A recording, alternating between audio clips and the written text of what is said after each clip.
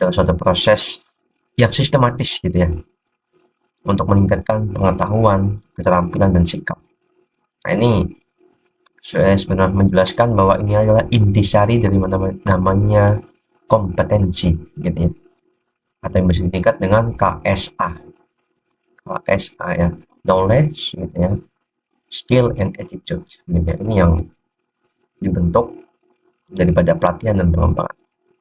Oleh karenanya training atau pelatihan itu fokusnya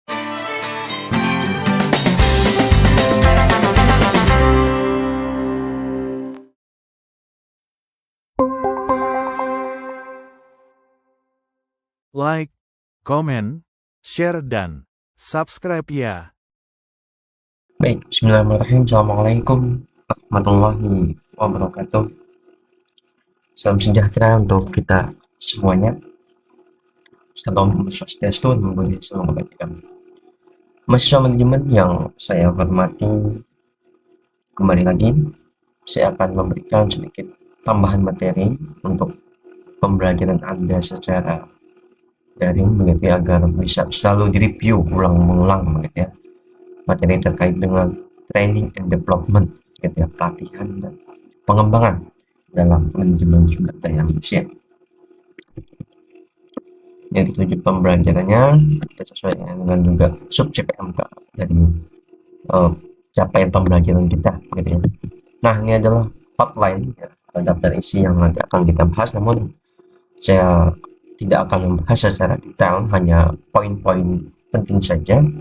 Nantinya Anda bisa mempelajari secara mandiri, karena juga kita tidak terbatas di ruang kelas begitu untuk pembelajarannya. Oke, baik, saya awal dengan pendahuluan gitu ya, bahwa secara umum kita tahu bahwa pelatihan dan pengembangan begitu adalah suatu proses yang sistematis gitu ya, untuk meningkatkan pengetahuan, keterampilan, dan sikap. Nah, ini saya sebenarnya menjelaskan bahwa ini adalah intisari dari namanya kompetensi gitu ya, atau yang bisa disingkat dengan KSA. KSA ya, knowledge gitu ya, skill and attitude gitu ya. Ini yang dibentuk daripada pelatihan dan pengembangan. Oleh karenanya training atau pelatihan itu fokusnya adalah peningkatan kemampuan yang dibutuhkan saat ini gitu ya, di current era gitu ya, di era yang sekarang. Kira-kira apa kemampuan yang dibutuhkan, apa kompetensi yang dibutuhkan. Nah, sementara kalau development itu lebih ke orientasi jangka panjang ya, untuk suksesi karir karyawan itu sendiri di masa depan gitu. Sehingga training untuk kebutuhan saat ini, namun development untuk jangka panjang yang sifatnya bertahun-tahun begitu ya. Nah, kenapa ini penting? Karena keduanya tujuannya adalah untuk memastikan begitu bahwa karyawan itu memiliki keahlian ya, yang relevan di era yang sekarang, termotivasi dan siap menghadapi tantangan bisnis yang terus berkembang. Dengan adanya pelatihan gitu ya, kemampuan bertambah, kompetensi bertambah, knowledge-nya bertambah, dan sebagainya, itu sesuai dengan eranya, kemudian selalu siap gitu menghadapi perubahan-perubahan landscape bisnis yang penuh dengan kepastian itu. Karenanya ini penting gitu ya, bahwa perusahaan harus memperhatikan kompetensi yang dimiliki oleh karyawannya agar tetap mampu bersaing di era kembang bisnis yang sangat luar biasa. Nah, saya awali dengan kira-kira gitu, kita selalu mendengar namanya orientasi dan onboarding. Kalau saya tanya, kira-kira ini sangat beda atau sama? Gitu. Coba Anda jawab di kolom komentar gitu ya. Apa beda atau sama? Gitu ya. Orientasi dan onboard. Mari kita jawab. Nah, kalau orientasi ini ringkasannya, orientasi itu sifatnya hanya untuk memberikan informasi dasar awalan bahasanya gitu ya, kepada karyawan baru. Jadi informasi dasar aja yang basic-basicnya terkait dengan perusahaan, tempat bekerjanya nanti itu seperti apa, dan sifat jangka waktunya itu pendek biasanya. tidak panjang, mungkin 1 atau 2 hari saja. Itu orientasi, pengenalan. Makanya kalau Anda masuk perguruan tinggi itu kan ada yang namanya masa pengenalan gitu ya. Itu disebut dengan orientasi. Nah, kalau ini kesalahannya ini adalah onboard ya, onboarding. Nah, kalau onboarding ya, itu sifatnya sesuatu yang komprehensif dan berkelanjutan gitu ya. Tidak hanya meliputi orientasi aja, tapi juga ada pelatihan dan pengembangan yang sangat spesifik. Dan jangka waktunya ya panjang gitu ya, 1 bulan hingga 12 bulan. Itu onboarding gitu ya.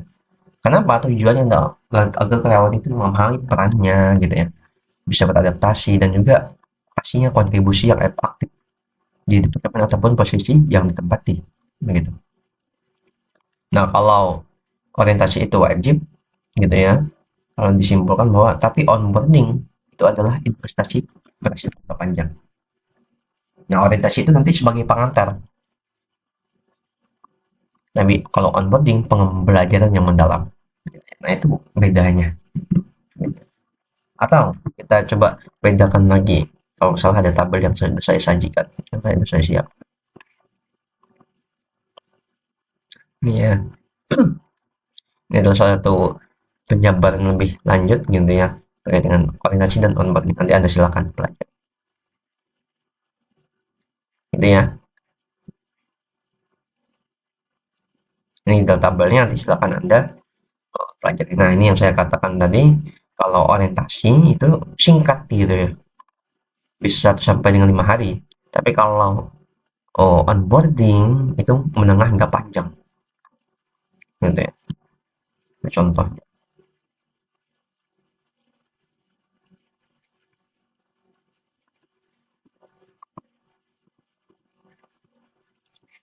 Oke, saya next. Nah, lalu apa tujuan daripada orientasi onboarding itu? Gitu ya. Yang pertama pasti perusahaan ingin memperkenalkan culture, ya, organizational culture, budaya organisasi yang berlaku di perusahaan itu seperti apa sih? Gitu ya.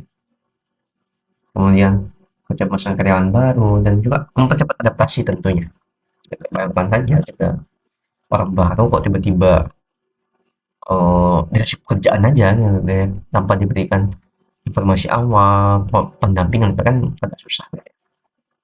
Yang dimana dimulai dari proses pengarahan, pemberian visi misi gitu ya, pengenalan visi misi perusahaan, nilai-nilainya, core value-nya apa, kemudian SOP, dan juga interaksi sosial, mengenal dengan tim dan sebagainya. Ini adalah tahapan daripada proses orientasi itu. Nah, kalau tentang orientasi pasti gitu ya, bahwa sejarah ketiganya, aturan disiplin, tur pabrik dan sebagainya. Nah, kalau onboarding, nah ini contohnya aja gitu ya. Dia lebih kepada namanya sifatnya sudah mengenalkan pekerjaannya itu seperti apa begitu ya. Nah, itu silakan nanti Anda bisa mempelajari lebih lanjut. Oke, baik, saya next. Nah, dalam proses pelatihan ya tentu kan tidak serta-merta pelatihan itu ada gitu ya. Dia sudah melalui proses yang panjang. Makanya agar pelatihan itu efektif dan efisien perlu yang namanya satu analisis gitu ya dalam memberikan pelatihan yang tepat sasaran. Nah, salah satu metodenya adalah yang namanya ADI, gitu ya. ADDIE.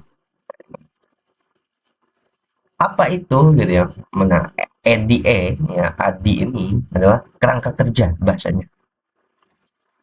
Yang sifatnya adalah desain instruksional. Nah, kalau saya katakan bahwa ADE ini adalah cetak biru atau blueprint untuk menciptakan program pembelajaran yang efektif gitu ya. Yang dimana ketika ingin mengadakan pelatihan, maka harus melewati berbagai macam tahap ADE ini. Dimulai dari analisis, ya. Nah ini saya lanjut ke yang selanjutnya. Dimulai dari analisis gitu ya. Apa kebutuhan pelatihan karyawan saat ini? Apa kesenjangan gap keterampilan yang dibutuhkan itu apa? Apa yang masih kurang? Misalkan ada teknologi, oh ternyata masih ada karyawan yang belum mahir menggunakan teknologi AI dan sebagainya, maka diarahkan ke situ gitu ya pelatihannya. Kemudian desain, merancang programnya. Desain programnya itu seperti apa? Tujuan gitu, metode, materinya, media pelatihannya, dan siapa yang memberikan pelatihan itu dirancang dulu gitu. Nah, kemudian yang ketiga biasanya develop, mengembangkan desain nomor dua tadi gitu ya. Rakit materi dan sebagainya, panduannya seperti apa, atau apakah ada konten-konten yang akan digunakan nanti, dan lengkap begitu ya. Nah, kalau sudah maka diimplement pelaksanaan. Menjalankan pelatihan yang sudah dirancang dan sudah di-develop tadi. Apakah nanti dia menggunakan metode on job atau off the job gitu ya, atau online training, silakan sesuai dengan desain atau rancang program pelatihan. Nah, yang pastinya ketika sudah dilaksanakan di mana-mana kegiatan apapun ada yang namanya evaluasi. Mengukur efektivitasnya, apakah pelatihan yang dilakukan tadi sudah efektif sesuai dengan apa yang diharapkan atau belum gitu ya. Nah, itu sudah dievaluasi pencapaiannya, dan biasanya dievaluasi juga praknya seperti apa kompetensinya, pasca pelatihan seperti apa juga kompetensinya. Dan indikator pelatihan yang sukses adalah ada perubahan dan peningkatan itu paling tidak dalam hal pekerjaannya. Yang misalkan katakan sebelum diberikan pelatihan, target kinerjanya atau misalkan penjualannya hanya 100, tapi setelah pelatihan meningkat 120, berarti pelatihan bisa dikatakan sukses gitu ya. Karena ada peningkatan kinerja, prestasinya meningkat gitu. Dan ini pun terus ADDE, nanti silakan Anda boleh mempelajari lebih lanjut gitu ya. Ini juga. Nah, selain pakai ADDE, ada yang namanya juga menganimasi pelatihan itu adalah namanya training need analysis, TNA. Ini kurang lebih sama sih sebenarnya dengan ADDE, hanya bahasanya saja yang berbeda begitu ya. Nah, kalau training need itu ada 4 tahap gitu. Yang pertama adalah define ya, mendefinisikan, sama dengan identifikasi tadi, analyze tadi gitu ya, tujuan pelatihannya apa. Kemudian assess, menilai kemampuan saat ini karyawan seperti apa kemampuan itu dinilai. Kemudian develop, merancang, berarti sama dengan proses desain dan develop tadi di ADDE gitu ya. Kemudian dievaluasi, sama gitu ya prosesnya. Ini saja mungkin pendekatannya jauh lebih simpel kalau yang TNA ini, tapi secara umum isinya juga sama gitu ya. Silakan nanti Anda boleh membaca lebih lanjut. Ini sama tahapannya gitu ya. Nah, ini juga sama juga gitu. Silakan bisa dipelajari. Nah, kalau di TNA ya, dia membedakan menjadi beberapa level gitu ya. Ada yang sifatnya organisasional secara umum ya, secara lengkap, bahwa ada kesenjangan gap di organisasi secara keseluruhan. Level pelatihannya adalah organisasional. Tapi yang ada yang kedua adalah operasional teks gitu ya. Juga satu pekerjaan tertentu. Misalkan ada beberapa bagian yang kesenjangan gap kompetisinya parah, maka di bagian itu saja yang diberikan. Atau individual. Oh, ternyata ada individu yang belum mampu mencapai target yang ditentukan gitu, maka diberikan pelatihan untuk individu. Nah, ini tingkatan level dalam TNA ya, training need analysis, yang biasanya dilakukan oleh perusahaan. Apakah tingkatnya pelatihan organisasi keseluruhan atau operasional bagian-bagian tentu saja, atau yang sifatnya individu perorangan gitu ya, untuk meningkatkan ability dan knowledge-nya. Saya next. Nah, kalau kita tahu ya, training metode atau metode training itu pelatihan itu ada 2 yang secara umumnya selalu digunakan banyak organisasi atau perusahaan. Yang pertama pasti OJT. Apa itu OJT? On the job training. Apa itu? Nah, kata kuncinya adalah on, ya, on the job. Berarti intinya pelatihan yang dilakukan itu langsung di tempat kerja sambil menjalankan tugas gitu ya. Berarti ada dia training ya, Terus ada teksnya, tugasnya. Ini kalau on the job. Tapi ada juga yang off the job, OJT namanya. Kata kuncinya adalah off. Kalau off berarti tidak bekerja. Nah, berarti pelatihannya dilakukan di luar lingkungan kerja. Dalam setting kelas, simulasi, atau pelatihan khusus. Biasanya makanya kita sering melihat workshop, training, misalkan untuk para pejabat, para instansi pemerintah dan sebagainya yang keluar kota dan sebagainya, itu off the job dia sifatnya. Pelatihan di luar tempat kerja, kerjanya off tapi pelatihannya on, gitu ya. Itu off the job. Nah, bentuknya seperti apa aja? Nah, ini kita lihat. Nah, ini lengkap, gitu ya. Anda silakan saya baca lengkap. Off the job, misalkan, pelatihan instansi kerja, magang, atau rotasi jabatan, mentoring dan sebagainya. Ini off the job, maksudnya tempat kerja sambil bekerja, gitu ya. Atau ini on the job ya. Nah, atau off the job, kita mendengarkan ceramah, simulasi, studi kasus, role play, conference, seminar, dan lain sebagainya. Ini yang tidak terkait tidak sedang bekerja, makanya fokus gitu ya kalau yang off the job ini. Dan banyak lagi, silakan nanti Anda bisa mempelajari. Ini juga sama.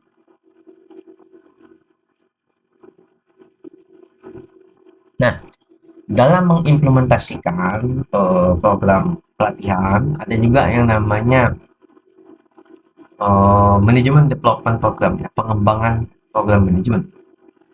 Peran strategis dalam pengembangan manajemen, bahwa pengembangan manajerial itu harus gitu ya sejalan dengan strategi organisasi, gitu ya. Harus sejalan dengan visi misi dan sebagainya. Sehingga misal jika ada organisasi yang berorientasinya pada inovasi, maka apa pengembangannya? Manajer harus dilatih dalam kreativitas dan pengambilan risiko, gitu ya. Karena fokus inovasi, berarti manajer pimpinan harus juga kreatif dan lain sebagainya, sehingga harus sesuai dengan kebutuhan organisasi dan juga sejalan, gitu ya. Nah, dalam hal manajemen development program ini ada yang namanya Grid 9 box, gitu ya. Ini grid untuk mengidentifikasi gitu ya, kandidat manajerial masa depan. Nah, ini sifatnya sudah pengembangan masa depan, gitu ya, mencari kandidat yang cocok. Nah, ini gridnya seperti yang saya tertampil di gambar, gitu ya. Ada 9 grid kotak, yang dimana yang paling tinggi ya sini yang di bagian start ini, gitu ya, potensi dan tinggi kinerjanya. Nah, sehingga ini bisa digunakan oleh perusahaan atau organisasi untuk melihat kira-kira kandidat manajer atau pimpinan masa depan itu siapa. Dan bisa dinilai dari 9 box talent grid ini. Dan biasanya kan kita tahu kalau pergantian manajer dan sebagainya itu kan sudah disiapkan dari awal, gitu, siapa kandidat, agar dia bisa mempersiapkan diri dari awal. Ini silakan juga dipelajari. Kemudian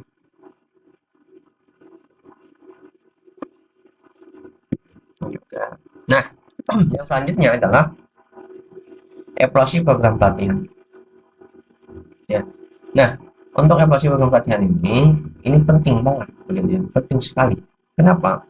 Karena kita ingin mengukur efektif nggak sih pelatihan yang sudah dilakukan, berjalan lancar nggak sih pelatihan yang dilakukan, sesuai harapan nggak sih, gitu ya. Makanya dibandingkan ya, pra pelatihannya, ya, pra pelatihan dan pasca, itu ada nggak sih perubahannya,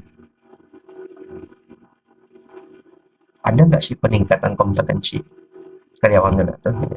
Nah, makanya satu model yang menilai pelatihan efektif enggak menggunakan Kirkpatrick model yang ya terdiri dari 4 level. Apa aja, gitu ya. 1, reaction. Terlibat apa? Apakah peserta puas dengan pelatihan yang diberikan? Apakah peserta mempelajari materi dengan baik, enjoy, dan sebagainya dengan pelatihan, atau peserta malah tertekan, gitu ya, ke pelatihan? Nah, itu satu indikator.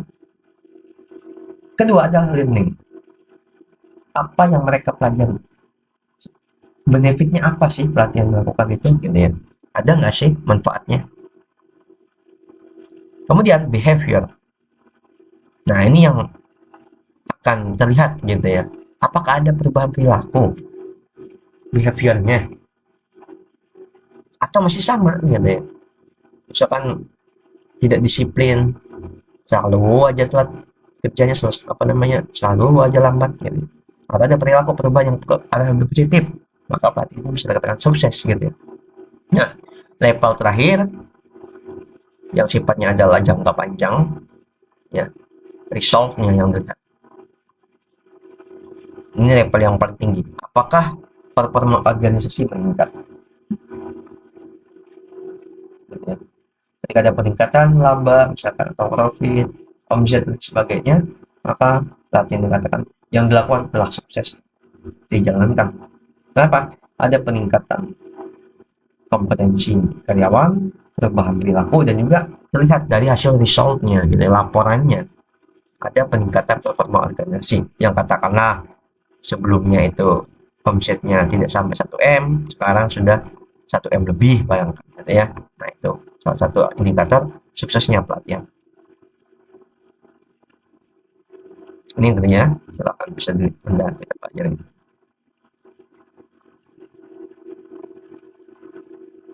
Nah, saya langsung ke bagian keempat ini gitu ya. Bahwa tempat inilah yang menjadi puncak dari namanya pelatihan sebenarnya. Resultnya. Kira ada nggak sih gitu ya, dampak akhirnya? Apakah memberikan hasil bisnis yang diinginkan tuh pelatihan dengan anggaran yang besar? Ada nggak sih hasil bisnisnya gitu ya? Apakah kinerja organisasinya meningkat? Atau ketika ada problem pelatihan bisa menyelesaikan masalah kinerjanya? Itu menjadi indikator utama dari pelatihan yang dilakukan. Ya. Nah, indikatornya bisa dilihat tadi peningkatan produktivitas gitu ya, peningkatan KPI, return of investment pelatihannya kembali gitu, katakanlah investasi pelatihannya 100 juta ROI-nya, investasinya, oh ternyata yang kembali lebih. Kenapa? Peningkatan omset gitu ya, hasil bisnis atau kinerja unitnya meningkat. Nah, ini indikatornya adalah bahwa pelatihan sukses bisa dilihat dari sini. Tapi ketika pelatihan tidak sukses, maka bisa dilihat tidak adanya peningkatan sama sekali, bahkan mengalami kemunduran. Nah, berarti efektivitas pelatihannya tidak jalan gitu ya. Hanya ROI-nya hanya terbuang sia-sia investasi pelatihannya. Kenapa? Nggak ada hasil gitu ya.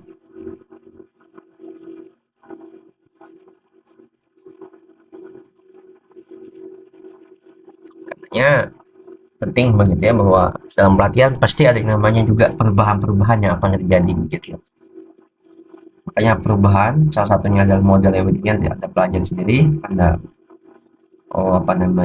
memahami lah bahwa setiap apa yang kita lakukan, pelatihan kita pasti kita dituntut untuk berubah gitu.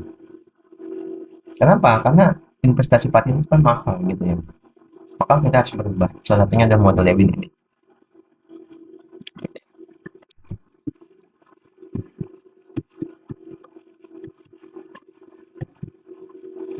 Oke, baik, saya kira itu ya, karena waktunya sudah cukup panjang. Menghitung silakan Anda pelajari. Ini juga ada case yang bisa Anda pelajari juga atau Anda analisis begitu ya.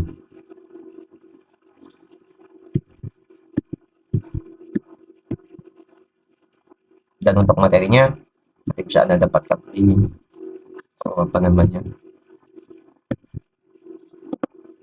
link yang selalu kita berikan. Dan pada intinya bahwa training itu harus sesuai dengan tujuan strategi organisasi gitu ya, pelatihan yang efektif dan bukan hanya formalitas begitu. Pelatihan dilakukan itu memang betul-betul kebutuhan daripada organisasi untuk meningkatkan kompetensi yang terdiri dari knowledge gitu ya, pengetahuan, skill, kemampuan, dan juga attitude-nya, sikap atau perilaku karyawan. Itu ada peningkatan. Kata-kata hari ini sebagai penutup gitu ya, bahwa jangan menunggu, waktu tidak akan pernah tepat. mulai dari tempatmu berdiri dan bekerja dengan alat yang kamu miliki. Jadi jangan menunggu. Apapun yang kita miliki, ya udah, kita harus kerja, kita harus menyelesaikan apa yang sudah diberikan amanahnya kepada kita semua, termasuk Anda yang sedang berkuliah. Mungkin demikian yang bisa saya sampaikan, semoga memberikan tambahan ilmu baru, wawasan yang baru begitu ya, terkait dengan pelatihan dan pengembangan. Semoga bermanfaat. Jangan lupa komen, like, share, dan juga subscribe channel ini agar selalu bisa mengedukasi dan berbagi ilmu kepada kita semua. Demikian, saya akhiri. Assalamualaikum warahmatullahi wabarakatuh.